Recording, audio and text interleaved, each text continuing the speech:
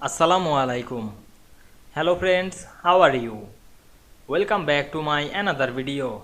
In this video, I am going to show you how to add single line border to shape in Microsoft Publisher. Let's get started. Firstly, we have to open a Publisher document. Now we want to add single line border.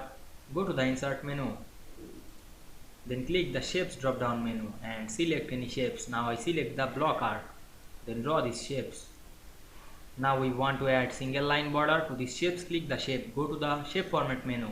Then select the shape outline color. Choose any color.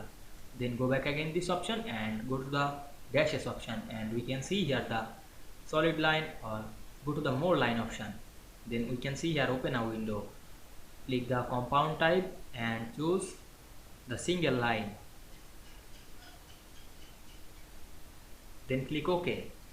Now we can see we added single line border to shape very easily. I hope you enjoyed the video. Please like, comment, share and subscribe my channel. Thanks for watching.